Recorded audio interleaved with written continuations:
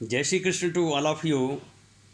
Today, in this 28th RKM lecture series 28th video, I wish to discuss the application of mixed solvency concept for the formulation of aqueous injection of a poorly water soluble drug. Here, this is the M4 project work of Miss Himanshi Gupta. So what has been done here, to understand that, first you listen me that what is mixed solvency concept. There are two parameters of mixed solvency concept. Number one parameter says that each and everything present on the earth has got solubilizing power, and each and everything is known as solubilizer.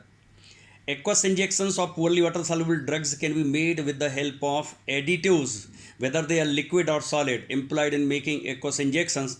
They means smaller concentrations of those solubilizers or additives can be employed to enhance the solubility of a poorly water soluble drug. This has been explained in this project work.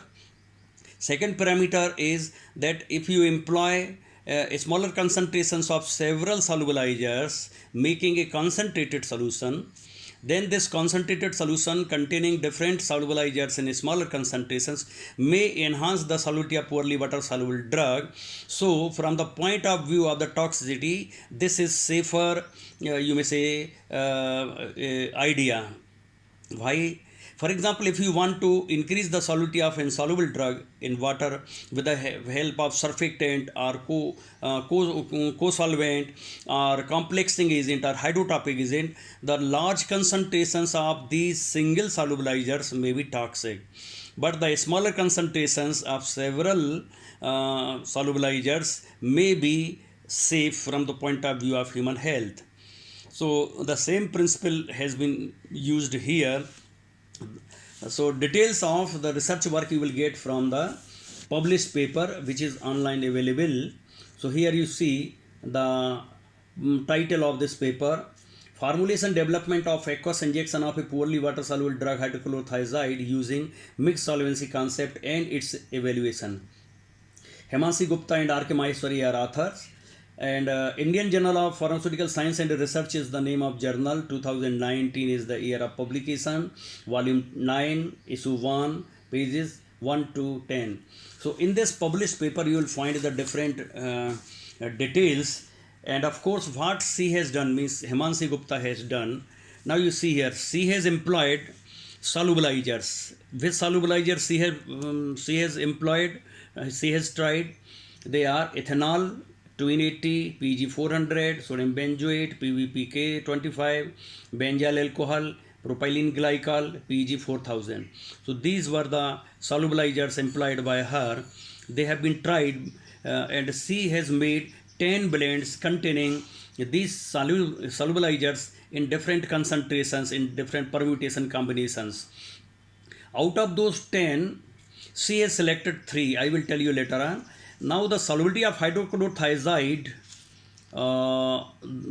in water is 0.812 milligram per ml, and the selected 3 blends out of 10 blends, the solubility found that of hydrochlorothiazide were 13.54 milligram per ml, 24.15 milligram per ml, and 18.20 milligram per ml. So there was tremendous enhancement in the solubility of hydrochlorothiazide in water, and the injections were made of 25 milligram per 2 ml. Okay, now coming to the formulation, the formulations she has employed, they were: number one, the formula for injection of hydrochlorothiazide for 25 milligram per 2 ml. Now, so here see in this blend, of course, the solubility observed by her was 13.54 milligram. That's why 25 milligram per 2 ml injection has been made by her. So the composition of this injection was hydrochlorothiazide 25 milligram, ethanol 0.10 ml, 280 0.10 ml, PG 400 0.10 ml, sodium benzoate 100 milligram, PBPK 25 60 milligram, PG 4000 40 milligram, And of course water for injection, she has used of course the distilled water, so up to 2 ml.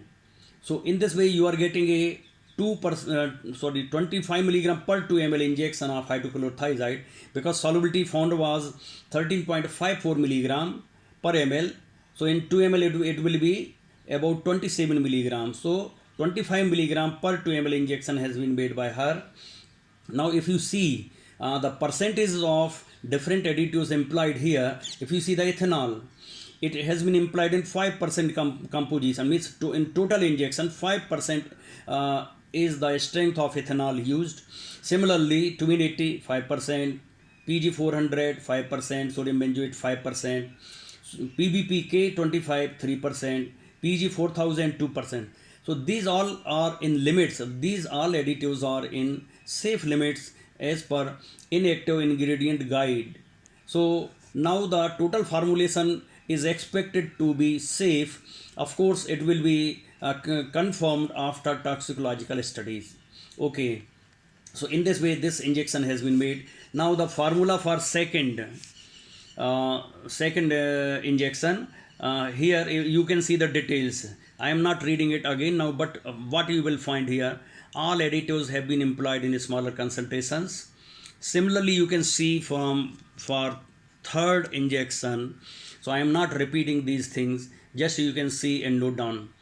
One thing you will mark here, that here the in third injection total solubilizers are 20% in strength, while in other two they are 25% in strength, these two others, है ना. So in this way what you are C has implied 20% solubilizers and 25% solubilizers in aqueous injection formulation. Now some of the things which I want to tell you, if you want to have more information about mixed solvency concept, please refer RKM lecture series 1. So generalization on mixed solvency concept has been given here. Now if you want to see dry powder injection for reconstitution of a water insoluble drug, you please refer RKM lecture series 12. If you want to know innumerable safe solvent systems how to make, you please refer RKM lecture series 15. If you want to know about dry powder injection for reconstitution of a poorly water soluble drug, a complete project is there. Complete means more or less it is complete project. So you please see RKM lecture series 19.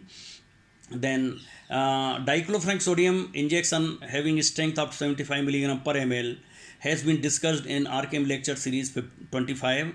Here a concentrated solution of diclofenac sodium, or you may say injection of diclofenac sodium, has been made.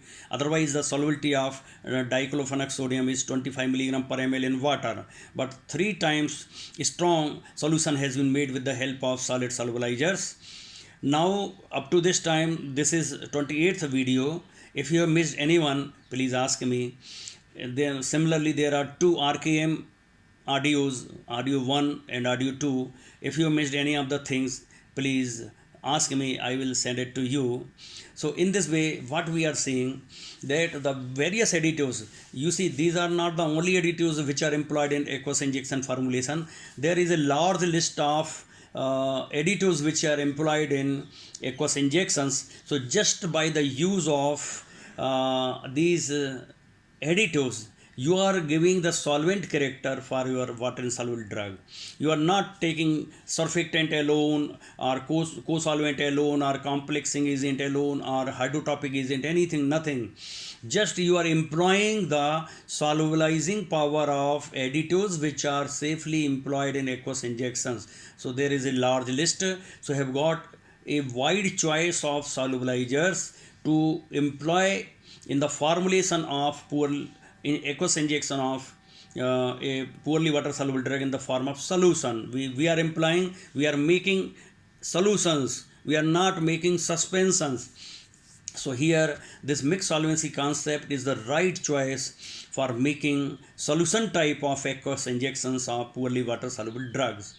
If you have any doubt, please ask and please share it to others. Jai Shri Krishna.